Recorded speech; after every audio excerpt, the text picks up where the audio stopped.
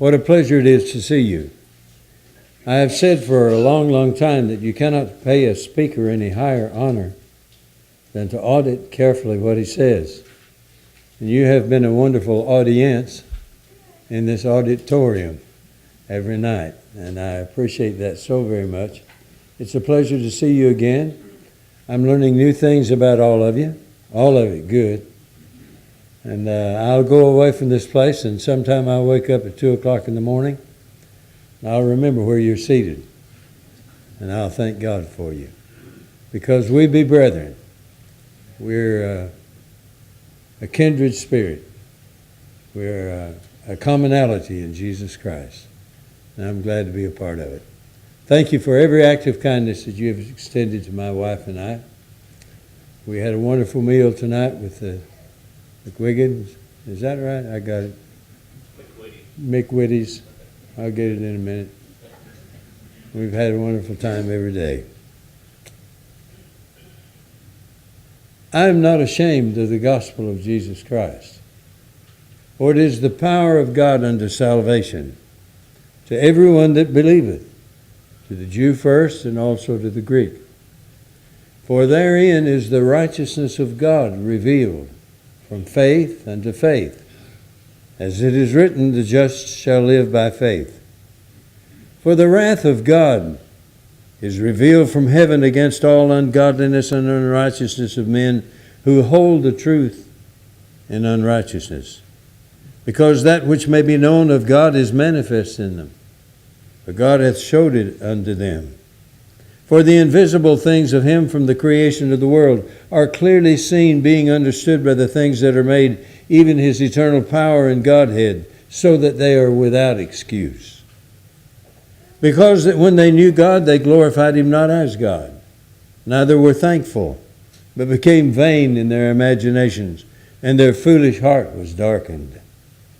Professing themselves to be wise, they became fools and changed the glory of the uncorruptible God into an image made like to corruptible man and to birds and four-footed beasts and creeping things.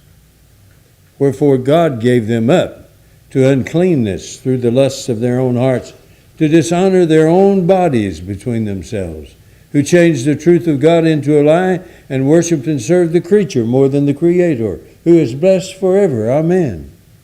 For this cause God gave them up to vile affections. Even their women did change the natural use into that which is against nature.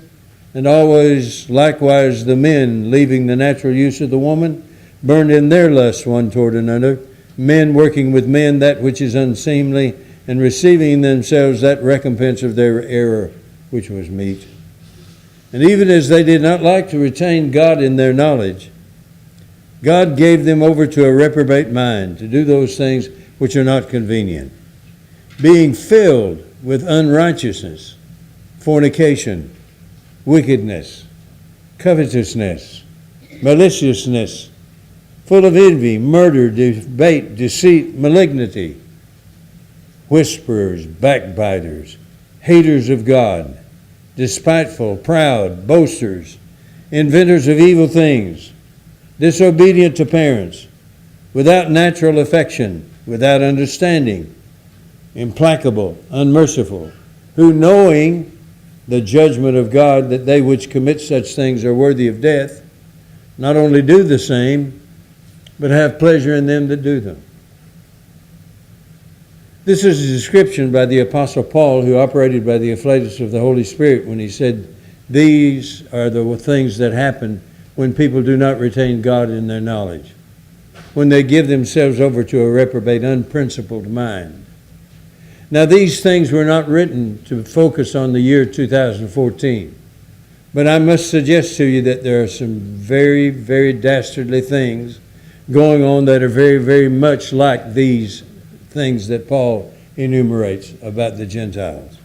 These are the days of our lives, ladies and gentlemen. And I don't know what we're going to do about it, but I know one thing: it's up to me to do right. It's up to you to do right. It's up to us to do right. Pardon me if I vent for just a minute. Just please excuse me while I tell you I am tired Tired of hearing about robberies, rapes, murders. Tired of hearing about drug abuse, meth labs, and pot smoking. Tired of hearing about drive-by shootings, gang violence, lesbian marches, and gay rights issues. Tired of hearing about fraud, embezzlement, bad CEOs, tax evasion, and other forms of professional cheating. I'm tired of hearing about movie stars who think they know it all, but can't stay married long enough to know how to manage the kids they brought into the world. Big-name entertainers who are so preoccupied with themselves they don't see how downright foolish they are, who will do anything to get more attention. I'm tired of movie starlets who dress like prostitutes and flaunt their bodies with little concern for what it does to themselves or others, who do dances that are little more than a demonstration of the sex act. Big-named personalities who know so much but don't know if they're the father of some new baby boy. I'm tired of celebrities that are interviewed about politics when they can't even manage their own households, much less the government. I'm tired of those who disobey laws with impunity and slander the very country that made them a star in the first place. I'm tired of football players and basketball players and baseball players and tennis players and hockey players, all sorts of professional athletes who have made some sort of mistaken notion that they somehow are above the law and who have decided that it's okay to cheat just as long as you win. I'm tired of those who dictate clothing styles, speech patterns, colloquialisms, and recommend courses of conduct when they themselves can barely make an understandable sentence. I'm tired of it. I'm tired of hearing nothing but bad news, bad reports about people, bad reports about things. Tired of hearing news reports that are not news reports at all, but are mere political commentary. I guess you could say I'm just tired of the news. Why don't I hear about men with character? Why don't I hear about men who, regardless of whether they're wealthy or not, are going to serve God? Men who put honesty and truth before popularity and wealth. Men who don't want something for nothing, but want a chance to serve their fellow man with dignity. Christian men, men of faith and honor. Why don't I hear about them? Why don't I hear about women with dignity who guard their most priceless possession, the home, and if they work outside the home, they don't make that the priority, who are mothers in the Bible sense of that word, not by the world's definition, who dress with propriety and modesty and have the courage to be different when the situation calls for it, even if they know they'll be criticized for so doing. Why don't I hear about young people who are respectful of authority, all kinds, parental, school, and government, not because they might be punished if they don't obey, because it's right to do right. Young people who have their own faith and are not afraid, even if it means they're denied the popularity that might otherwise have been possible. Why don't I hear about that? Why don't I hear about young people who are more interested in teaching their children, young parents rather, who are more interested in teaching their children spiritual values than how to get rich and famous? Why don't I hear about the parents who will turn off the television and turn on the Bible with their children, who will take time for spiritual conversations even if they have to demand it sometimes? Why don't I hear about people who want to do right regardless of the consequences, who want to practice love and honor, who want to promote righteousness and piety, who are concerned about where this country is going more than about the price of oil, people who want to see Christ magnified and God glorified, who want to make sure everybody has a chance to hear the gospel, people who want to go to heaven more than anything on the earth. Why don't I hear about them? And why is it I don't hear anything about sin and what to do about it and what it can do to you? Why doesn't anybody ever talk about hell and how bad it is? And why don't people ever mention God in a reverential way instead of some flippant or blasphemous manner saying, "Oh my God"? And why don't people want to talk about the one thing that can get them out of this world alive? The gospel of the Lord Jesus Christ. Why doesn't anybody talk about that? Even if we get a cure for cancer, even if we get a cure for diabetes and heart trouble We're going to die. Why doesn't anybody want to talk about the real cure for death? The gospel of Jesus Christ. Well, thanks for listening and letting me say all that. And I didn't say that just to vent, but to make us all realize where we are in life, how we ought to live our lives, no matter how much of it we still have left. I want to make us aware of how fortunate we are to be a part of a congregation where the Bible is the rule of faith and practice, where the leadership cares about what happens to the members, where they're not afraid to correct if need be, a place where there's love and kindness and gentleness and goodness, where folks are trying their best to go to heaven and send the light to others as well. Do you know how fortunate you are to be part of this church? I can't do much about all that. And the reason is very simple. I'm just who I am, just one person. But I'll tell you what I can do. I can do what's right. I can ascertain from a scrutiny of the Scriptures what kind of direction I should take as a person. I'm not trying to get a gathering. I'm not trying to get a crowd and demonstrate. I'm trying to get people to demonstrate personally what God is all about, what the gospel means in a man's life, the kind of piety and reverential respect and awe that is produced by a constant association with it, how a prayerful life is a part of a day's existence, how people want to be devoid of any covetous nature. They want to put off all the things of this life and work out with care and consideration their own salvation. May I read, please? Wherefore, my beloved, as ye have always obeyed, not as in my presence only, but now much more in my absence, work out your own salvation with fear and trembling. For it is God which worketh in you, both to will and to do his good pleasure. Do all things without murmurings and disputings, that you may be blameless and harmless, the sons of God, without rebuke, in the midst of a crooked and perverse nation, among whom you shine as lights in the world, holding forth the word of life, that I may rejoice in the day of Christ, that I have not run in vain, neither labored in vain. Listen to that passage, ladies and gentlemen. It's a very personal passage. Work out your own salvation, he says. You have always obeyed, not as in my presence, now also in my absence. Work out your own salvation. When I was in school, I took a biology course. We dissected a frog. I didn't enjoy that. I don't like the smell of formaldehyde. It reminds me of death. But we dissected this frog. We took him apart, looked at his entrails, looked at his sinews, how they connected to his muscular development. We saw how he breathed and how he ate and how he digested food and that kind of thing. And I must tell you that when I put it back together, I had a new appreciation for an whole frog. I want to dissect this passage of Scripture. And I want us to open up our minds and look carefully at it and see how it relates to our present situation. These are the days of our lives.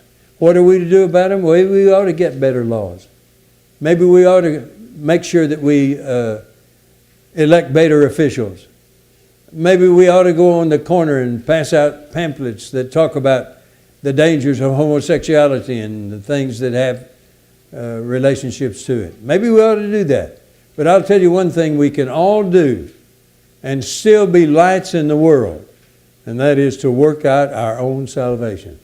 I've said to you repeatedly since we started the meeting that God deals with persons, and you have a personal responsibility to work out your own salvation. You have a personal obligation to make God the King of your life, to enshrine Christ in your hearts, to give him a complete and total control of who and what you are. You have the responsibility of digging down to the essence of your very being and saying, I belong to him and he belongs to me, and nothing is going to deter that, and nothing is going to get in my way of doing what's right. Work out your own salvation with fear and trembling. I want to suggest to you, first of all, it's work. If you think it's easy, you're wrong. The devil is sagacious. He's cunning and crafty. And he's after you. He wants you. He wants you badly. And so you're going to have to work at it. It means that you're going to have to expend some time. It means, as we talked about last night, that you're going to have to deny yourself and educate yourself and make yourself stronger by a constant association with the Word of God and with the will of God. It means that you're going to have to be in the presence of those who share your common goals and share your common dispositions and attitudinal things. You're going to have to be with people that love God. It's going to be hard for you. You're going to have to manage yourself.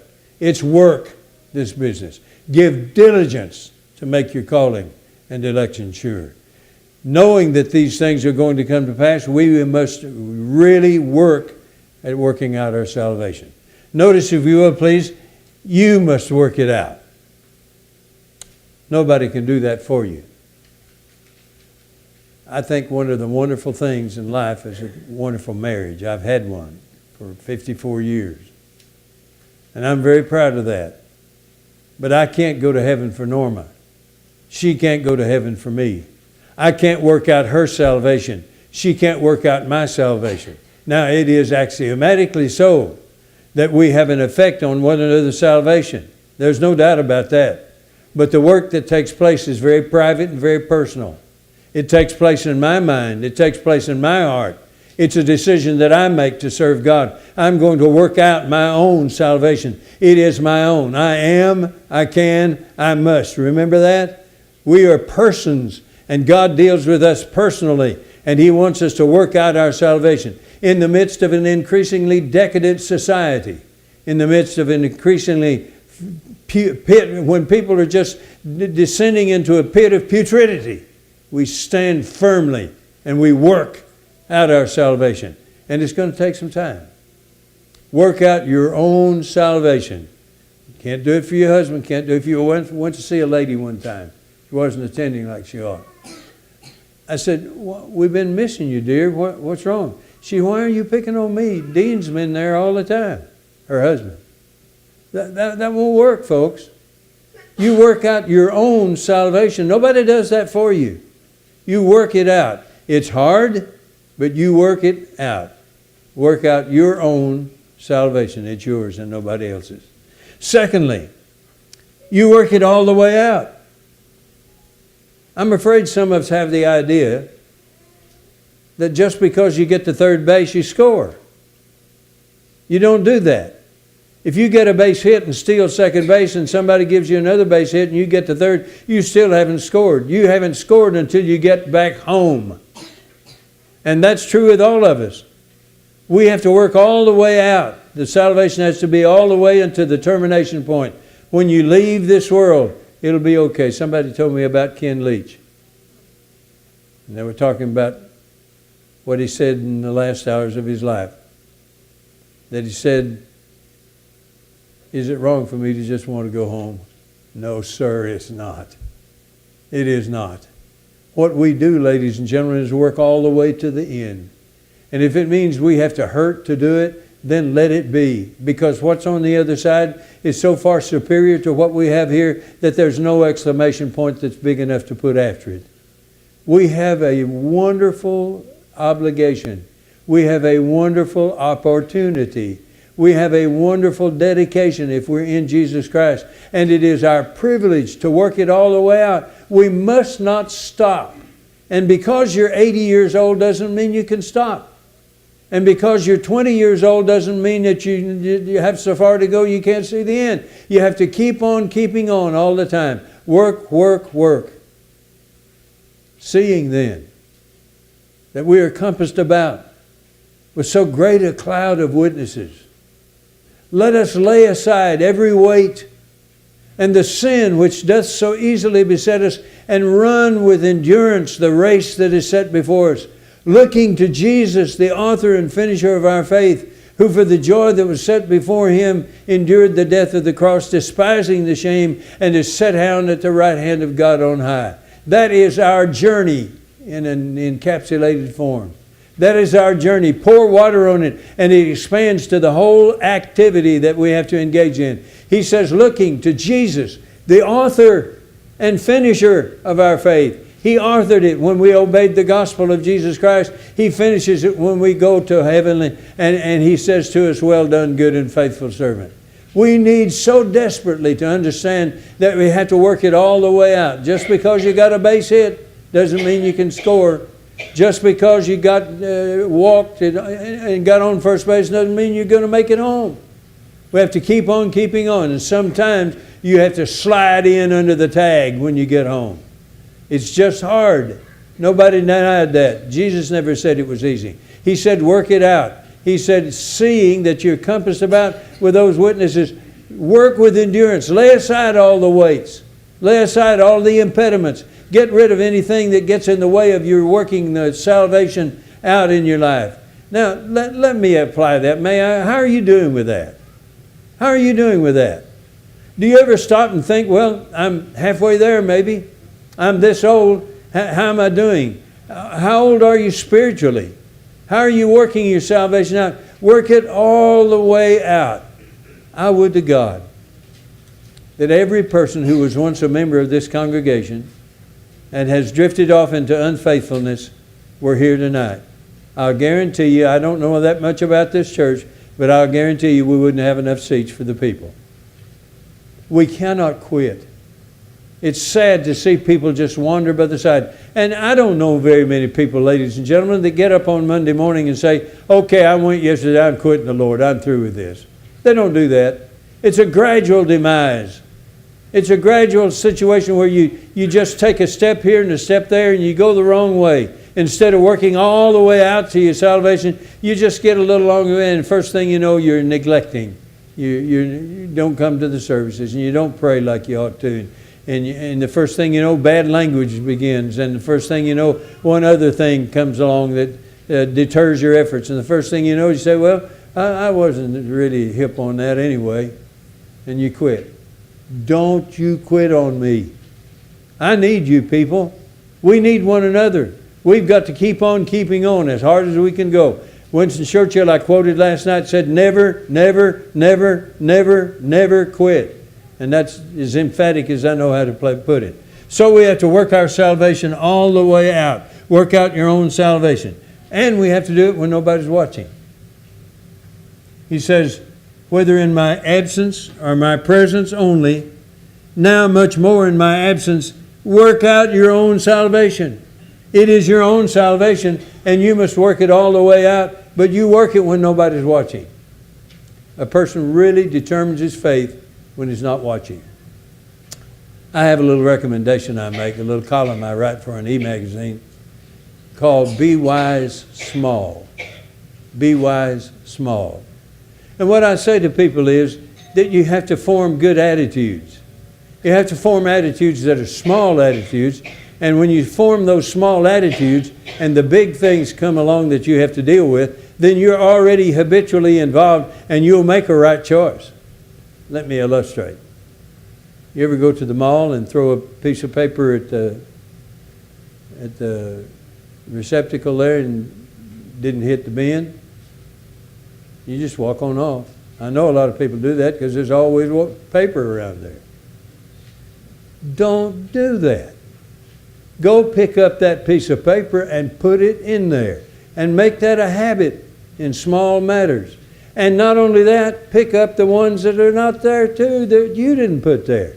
That's a habit that you need to help other people get where they're going to go and to get a good illustration of being wise small. And furthermore, when you go to the grocery store, don't leave the cart out in the driveway. Put the cart back where it goes. I get so tired of that. Norma gets mad at me sometimes because I'll put 4 or 5 up. But here's the thing I'm trying to get you to see, and I think the illustration is working. We have to do the small things wisely. If we do the small things wisely, the large things will take care of themselves. He says, you do it when nobody's watching. If you miss the trash basket at home and nobody saw it, that doesn't make any difference. Go pick it up and put it in there. And the fact of the matter is, if you do that enough, When it comes time to make a major decision, you'll say, I don't care if anybody's looking or not. I know what's right about this. I'm going to work out my salvation, whether anybody's looking or not. And when somebody's looking, that's just fine. That's just fine. Perform. Work. Diligently. Strive. Perspire if you must. But get it done, whether anybody's looking or not. Furthermore, we must work it out without feeling put upon. He says, work out your salvation without murmurings or disputes. I like how he says that. For it is God which worketh in you both to will and do his good pleasure. Do all things without murmurings and disputings.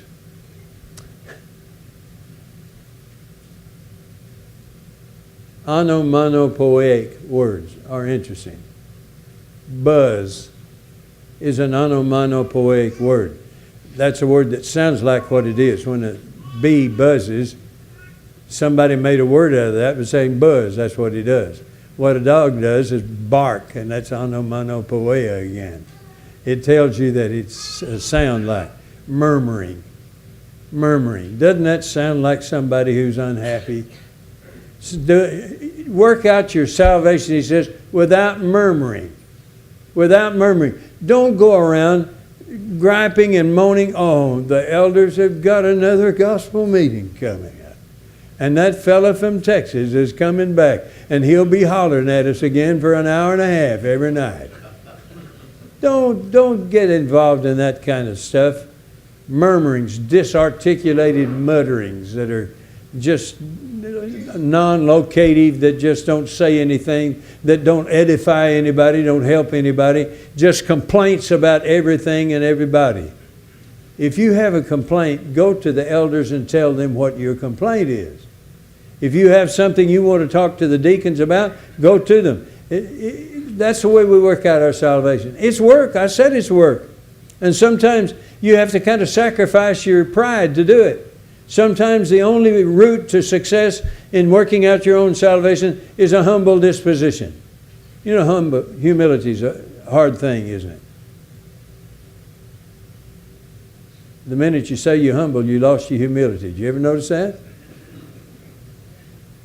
We had a fellow at one of the plants out there, right along the Houston Ship Channel is the largest complex of petrochemicals in the world. We had a fellow at the plant out there that they had a big banquet and gave him the award for being the most humble person at the plant. And then they took it away from him because he accepted it. Now, I made that up, but it tells you what I'm trying to say. Murmuring is a sign of excessive pride, dissatisfaction. And dissatisfaction and excessive pride don't help anybody. They just don't. You don't have to tell people. It's a whole lot better to have somebody else brag on you than it is for you to brag on yourself. It's a whole lot better thing to let somebody see your humility than to say, I'm really humble. You go around like that. No. They see that you're involved in the things of God. They see that you have an inclination to subordinate yourself to the will of God. You're going to work no matter what happens, and they're going to be impressed with that, and your influence will be made focal. It'll be made focal. They'll look at it, they'll see it, and you'll be an asset to the cause of Christ. But you do that without murmurings and disputings. Half the fusses we have among our brethren are matters of opinion. And it's amazing to me how somebody can offer their opinion, and if somebody disagrees with it, all of a sudden it became a matter of faith. We need to understand that opinions fall short of being provable propositions. And everybody has a right to his own opinions, but we have some things that have to do with the work of the Lord that we just have to sacrifice our opinion for the good of the whole. And that's especially true with the local church. But you work out your own salvation without fear, without disputings, without argument. He says, brethren, if a man be overtaken in a fault, ye which are spiritual, restore such a one in the spirit of meekness, gentleness, in the spirit of meekness, considering thyself, lest thou also be tempted. Meekness is strength under control. It's not disputing when you could. It's leaving off murmuring when you could.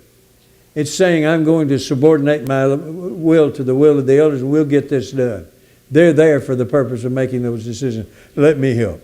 So work out your own salvation without any murmuring, without any disputing. Then he says, work it out with the right attitude. Listen to what he says. Do all things without murmurings, disputings, that you may be blameless and harmless, the sons of God without rebuke. He says you work it out with the right attitude, with fear and trembling. With fear and trembling. Fear is an interesting concept. It runs in a secular fashion. Fear of God is reverential respect. But you go all around to the other side of the fear of God, and you better fear the fact that He can take vengeance on them that know not God and that obey not the gospel. You see that? So fear. You work it with fear and trembling. You work it with respect. You work it with regard for who has made the commandment. You work out your salvation because it was given by God. Know ye not that so many of us as were baptized into Christ were baptized into His death? Therefore we're buried with Him by baptism into death, that like as Christ was raised up from the dead by the glory of the Father, even so we also should walk in newness of life. For if we've been planted together in the likeness of His death, we shall also be in the likeness of His resurrection. Knowing this, that our old man of sin is crucified with Him. Do you understand that? That's a powerful thing. We need to understand that we have something that's very, very special when we have that. We work it out with the right attitude, with fear and trembling. God worked that salvation process for us. He gave Jesus, who for the joy that was set before Him endured the death of the cross. Where was that joy? In the garden? No. The joy was there. Even underneath all those misgivings He had, all of it was there. He was saying, I see what I'm accomplishing. His fear was set aside because He wanted to accomplish the purpose of God. Nevertheless, not my will, but Thy will be done. That must be the attitude of all of us if we're going to work out our own salvation with fear and trembling. So we take a stand when it's not popular. Then he says, be lights in a crooked world. Be lights in a crooked world, among whom ye shine as lights in the world. Where? In a crooked and perverse nation. The fact that the world has changed its code of ethics, the fact that people no longer see as sinful things that were just a few years ago heinous crimes, just only shows the effectivity of the devil's ploys. He keeps on keeping on. He's always after us. He is just never gives up. He almost tries to dominate everything that we do. And we live in a crooked, perverse generation. And I'll tell you what, we have to be careful that we're not inoculated by what we see around us.